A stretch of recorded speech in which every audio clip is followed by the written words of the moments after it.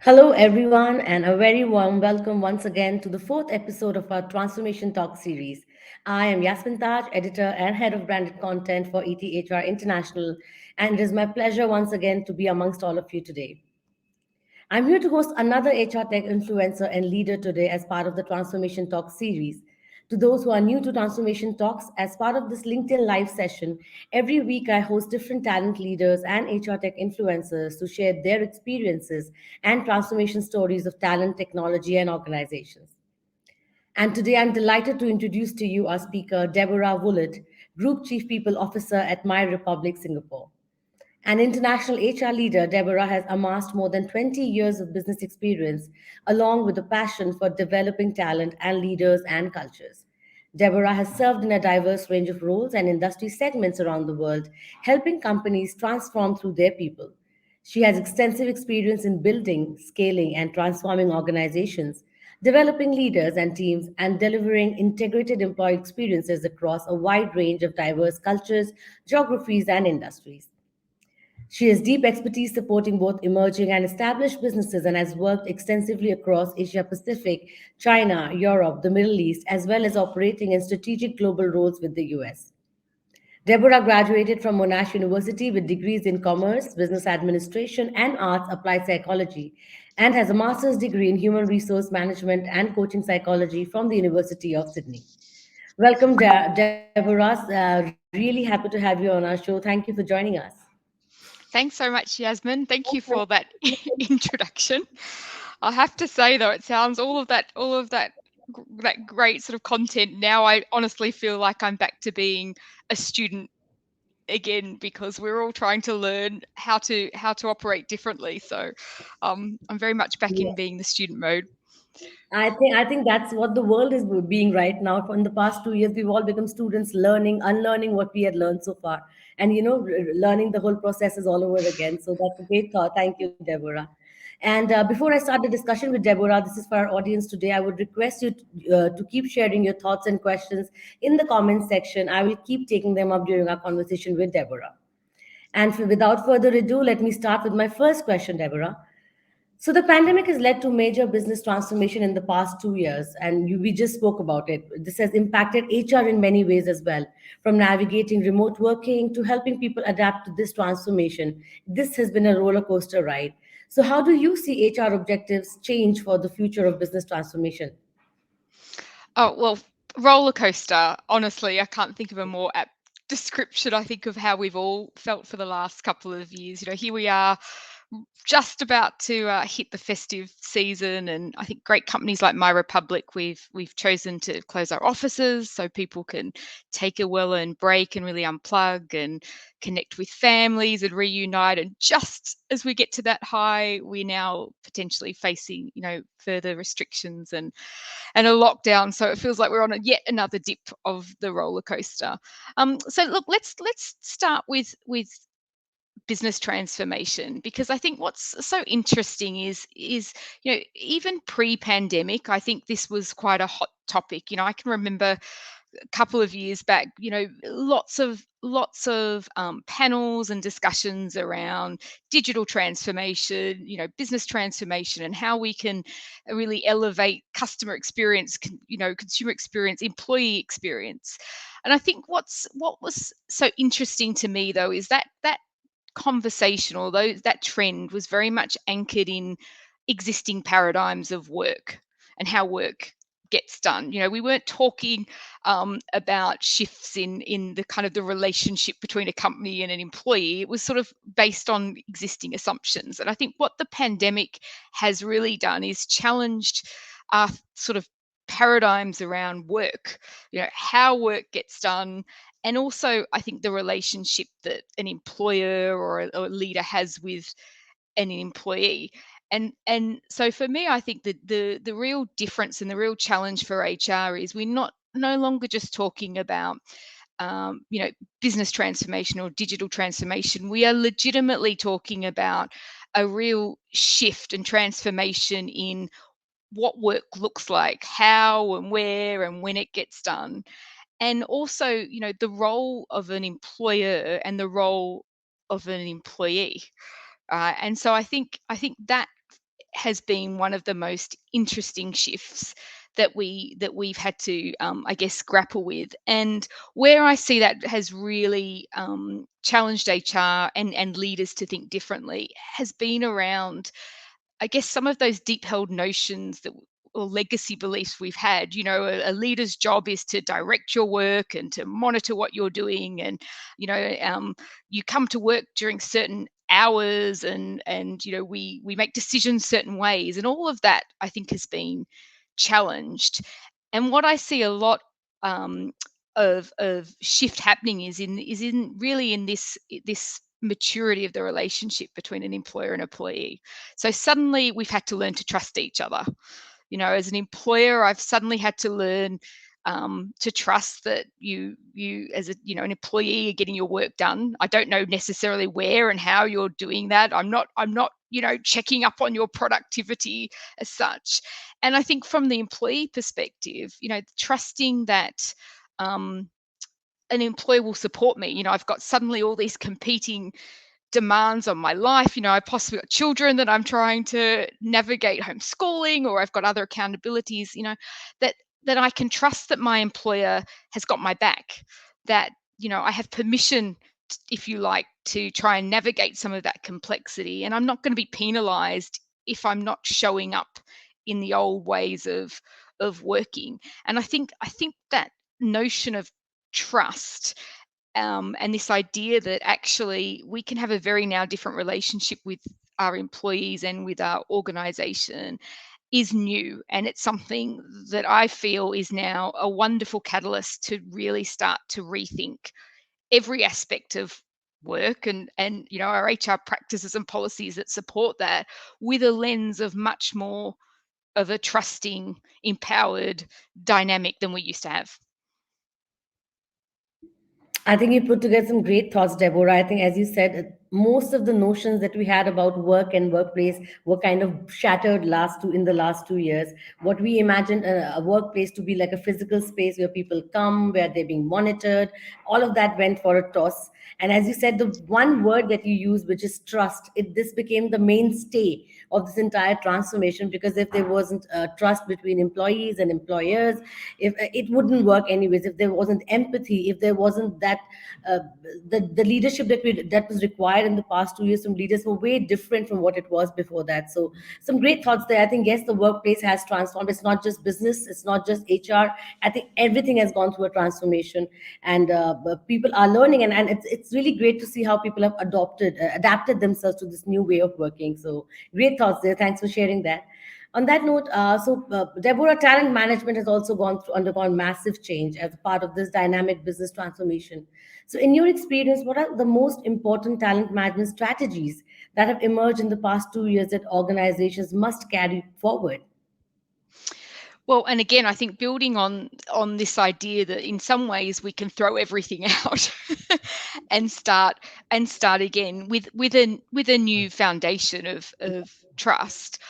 I think a lot of the work that we've needed to do and continue to need to do, it really is at every level of the organization. If you start with the organizational level, again, lots of the hardwiring of how a company runs, and how our people practices, sort of, the mechanics of how they run, are really anchored in a very legacy way of being.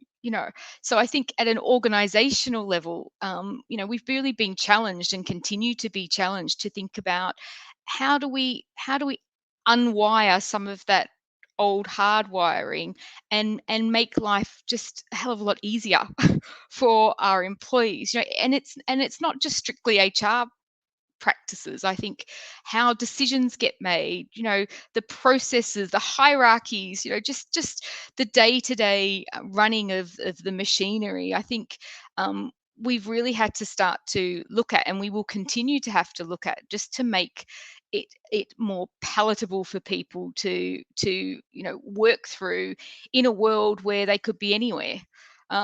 And I think at the organizational level, that's been a real opportunity, but also a challenge. I think, Yasmin, you've touched on this. The second area that has become a huge focal point in the last couple of years is the leadership level. And I think, the incredible responsibility that we found our leaders now facing in terms of not only obviously trying to structure and help guide and direct and coach and develop as before, but in a very different way, with the loss of a lot of, I think, those traditional levers that we can pull on. But increasingly, the expectation that our leaders will really be able to support employees in all aspects of their life. And that idea of, I need to be able to pick up signals of what's going on for you at home. I need to listen for nuance if things aren't working well. I need to be really looking after your well-being. I need to be helping you help yourself to manage some of the complexity. So I think at the leadership level, from a talent management perspective, there's been a real need for us to double down and invest in our leaders, both in the role they play and for themselves. And I think there's some great data that shows that some of leaders have probably struggled the most in the last couple of years in terms of being that population that have almost the double whammy of managing their own complexities and managing those of their team. And I think at the individual employee level as well, if we think about some of our talent management strategies, really, we've had to let go, right? Trust employees, empower employees, engage them, but let them get on and deliver in a way that meets their individual needs. And I think, again, this is quite a revelation. I think we've talked about this for many years, certainly in HR, but this idea of, it turns out it's all okay. And it turns out that, the more trust and empowerment I place in an employee, actually, they can make choices for themselves. We can provide more flexibility. We can give them much more freedom to get to an outcome without having to be so closely focused on directing how we do that. So I think from a talent management strategy, everything and anything has been up for grabs, and I think trying to look at it at all levels has been super Yeah. important. Yeah, absolutely. Great thoughts there too, Deborah. I think, as you said, all the paradigms of how we looked at managing talent have changed, and leadership played a very important part. It had to let go of a lot of ways that it thought, it could manage employees and work in a certain manner. As you said, trust became important. Listening to employees became very, very important, because they're working remotely. You have to listen in, and then you have to act on that, because you cannot no longer ignore, or maybe put it in the back seat, that there's certain things that don't matter, because a lot of issues regarding well-being, about regarding balance, productivity, came to the forefront during these times. So overall, managing work remotely, managing a workforce remotely, I think, yes, a huge part of that went, a credit goes to our leaders who managed that. They were managing business on one side, business, managing their own organization, people at one side. So that's been quite a shift. So great thoughts there. Thanks, Deborah. Thanks for sharing that. Also, but Deborah, the pandemic has given a rise to human machine collaboration, resulting in many aspects of business transformation. So, according to you, what role do AI, analytics, data driven insights are playing or will play in attracting, recruiting, and retaining talent? Well, and again, I think this is an area that, even pre-pandemic, there was lots of trending in this area. And it's interesting, isn't it? Because I always feel there's a somewhat of a contradiction here, right? If you think about it, if we hadn't had all the enablement technology, video conferencing, everything, I mean, how on earth we would have survived the last 2 years, who knows? I do think AI and predictive data will continue to play a big role in terms of particularly how we source and screen and select candidates. And I believe personally that will continue to grow as an area, because increasingly we are going to be looking for different sorts of talent given constrained labor markets. So we are going to need different ways of looking, um, and identifying people with skills and a cultural match to meet our needs. Equally, as you said, I think listening to employees and the ability to capture insights and data from our employees in a regular way has been a really important part of the pandemic, and something that I do see, we will continue to carry forward. And again, we've talked for some time now about HR really building this muscle in sort of data and analytics and being able to help drive business decisions through those insights. But where I think there's the there's some possible divergence around the use of technology is one of the challenges with the pandemic and how we've been working has been that loss of human connection. And so I think increasingly, employees are not going to want to be completing 90 question engagement surveys once a year or twice a year to capture insights. I actually think employees will want the opportunity to share their experiences as part of a human connection. So, I think there's probably areas where we can overdo it with digitization and technology, and actually we probably need to be looking for ways of using those opportunities to engage our team members, and as you say, listen, but probably listen live and listen with our ears, not with a sort of a sentiment tool, and create opportunities for employees to come together. Because again, I think even sharing experiences and sharing empathy and perhaps realizing that others have had similar experiences to yourself is a great way to create human connection. So I do think we will continue in that vein, but I think we do need to also be thoughtful around, we don't need more surveys, screening, video calls, right? So if there are ways we can connect more personally, then I think we need to keep that balance in mind as we think about utilizing technology. Yeah, I think technology is good for sentiment analysis, but yeah, nothing can beat the human connection. Nothing can beat somebody talking to you and asking you how you're feeling today and how is your job going. I mean, yeah. So technology can help get the overall, analysis in place, but you need to have, as you very rightly said, the human touch who's listening, the human voice who's listening to you and talking to you. So great thought there. So that actually brings me to the next question, which is about employee experience and well-being, Deborah. It has become emerged as an imperative business objective for many organizations since the pandemic happened. So, what are some extra steps, according to you, that organizations should take to maintain employee happiness, well-being, and health? Yeah. And again, Yasmin, as you say, I think this has been one of the most significant areas where I think businesses have turned to HR to look for guidance. I think HR, we haven't always had perhaps the best tools or the best knowledge. This is something that I think we've been very much learning as we go as well. I think the key, from my perspective, is that well-being needs to be embedded in culture, right? It doesn't need to be a separate framework per se that's added on or glued onto the end of your company values or purpose, etc. I actually think it needs to be embedded in everything that we do, because really when we think about well-being and and health and wellness and support and all those things, what we're really saying is that we actually care, like we genuinely care about you. Again, it's not the well, we care about you when you're in an office and then you go and commute home and we stop caring. It is, we legitimately care about you. And one of the things I've been most I suppose cognizant of as an HR leader is, we have infiltrated people's homes, you know and at the not by choice, but we have. And I think that means as an organization, we have to take an increased accountability for helping employees help themselves. So at My Republic, one of the things that we have done is actually embed well-being into our values.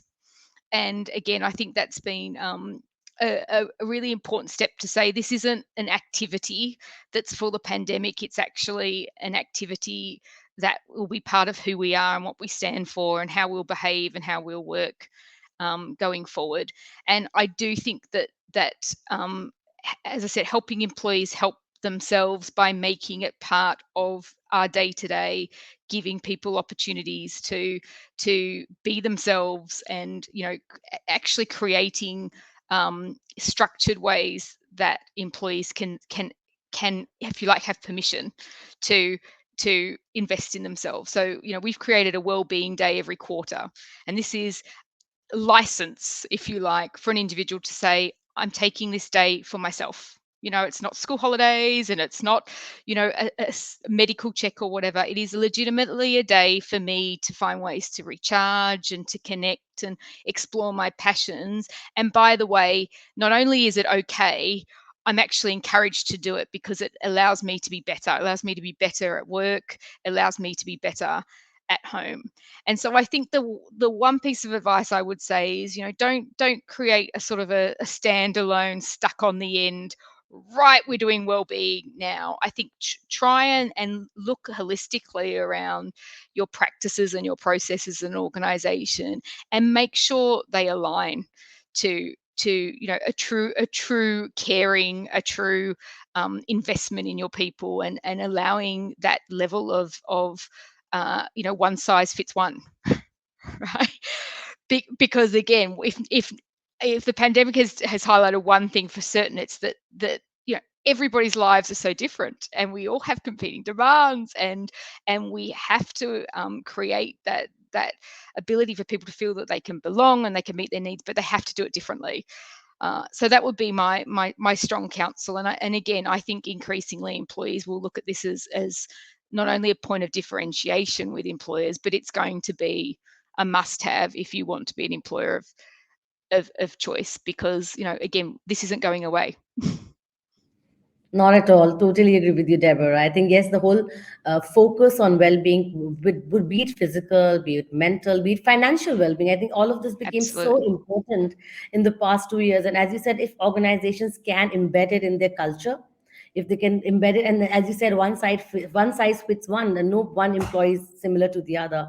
So creating those kind of personalized experiences for people will be the way forward. You have to look at each employee, you have to look at their needs, understand what is it that'll make them bring their whole selves to work. I think that's going to be interesting. So thanks, that's a great thought. We need to embed well-being into the culture of the organization. So thanks for sharing that, Deborah.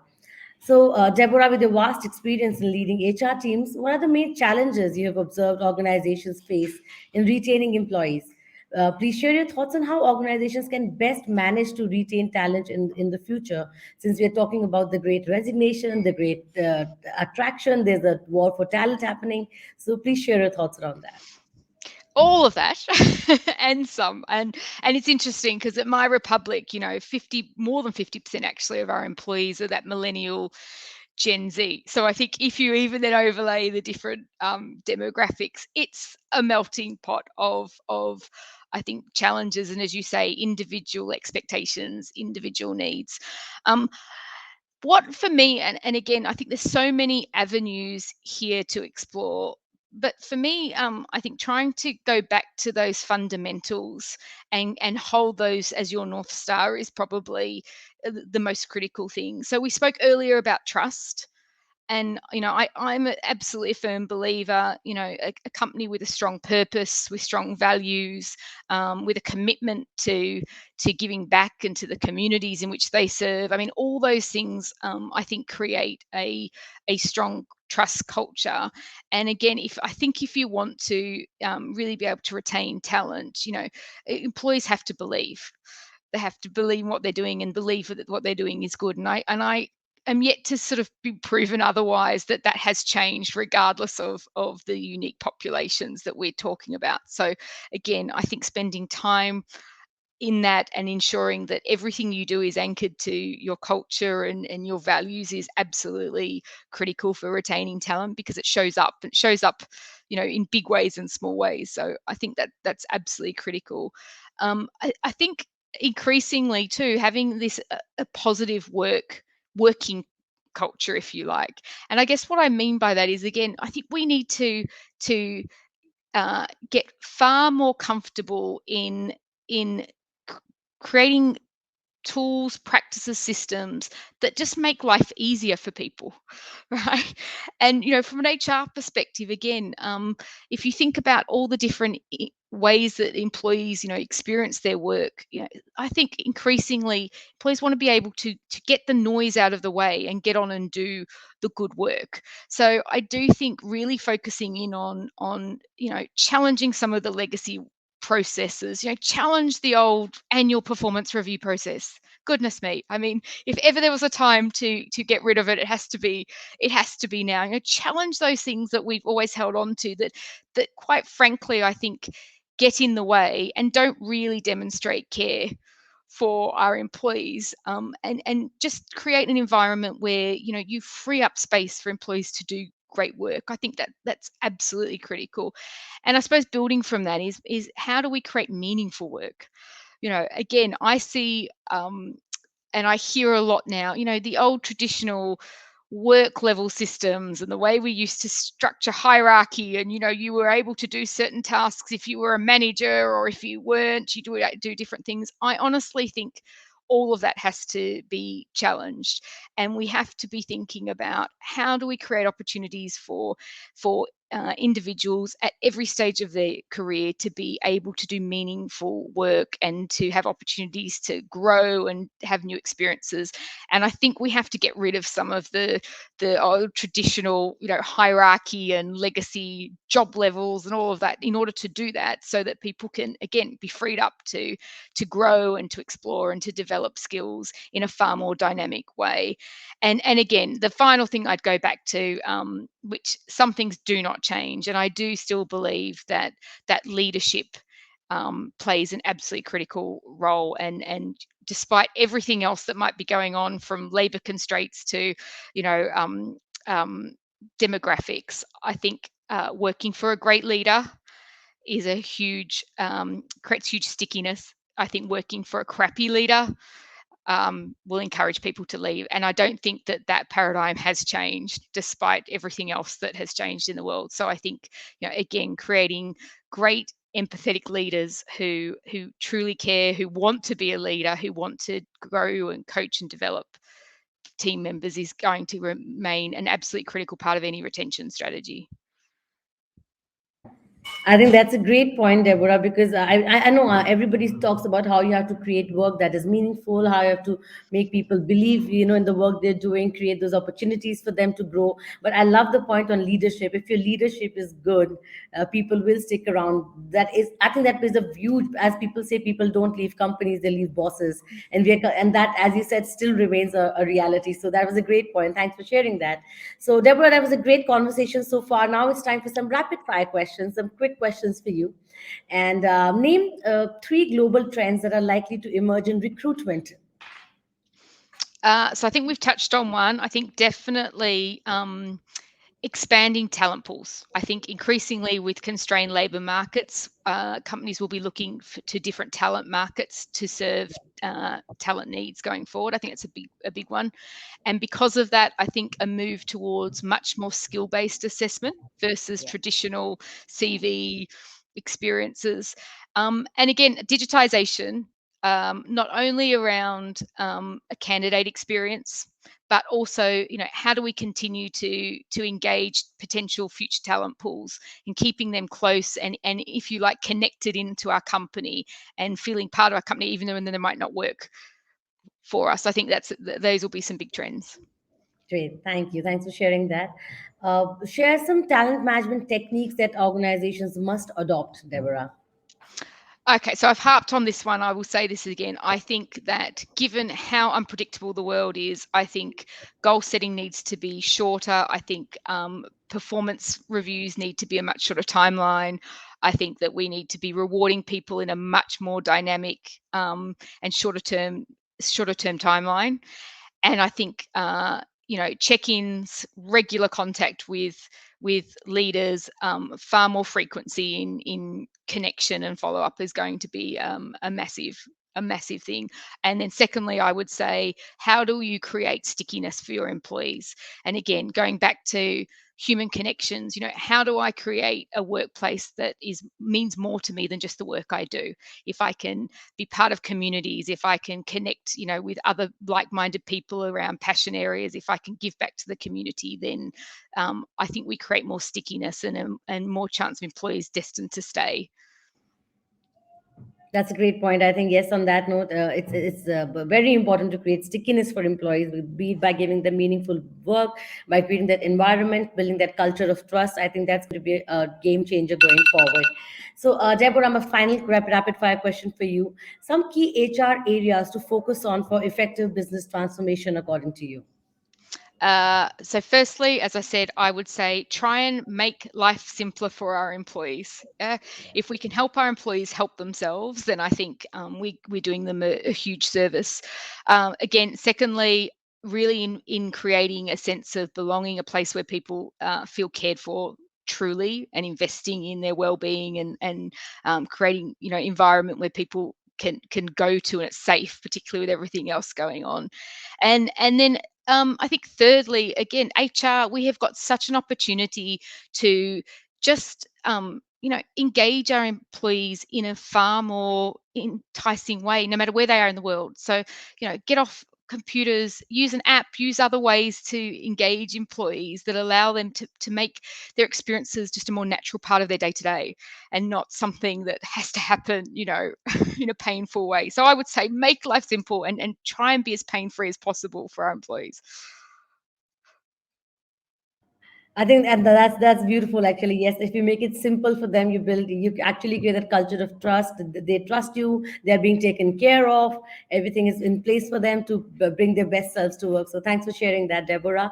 On that note, it's time to come to the end of this episode, Deborah. It was a great conversation. So much to learn from you and from your experiences. I do believe, and I totally believe with you when you say we have to embed trust in the culture of an organization, embed well-being in the culture of an organization, create leaders who are hands-on with their people, have the human voice coming.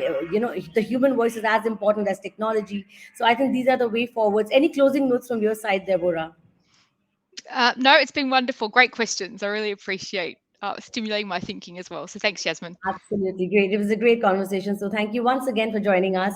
And thank you to all our audience for joining us this afternoon. We will come back to you next week again with another Transformation Talk story. This will be on Tuesday, 28th of December at 11:30 a.m. Singapore time with Shashwat Kumar, SVP Customer Success and Delivery, Darwin Box. Do block this time in your calendar for another powerful transformation talk. Till then, take care, everyone. Keep transforming and see you all next week. Thank you so much.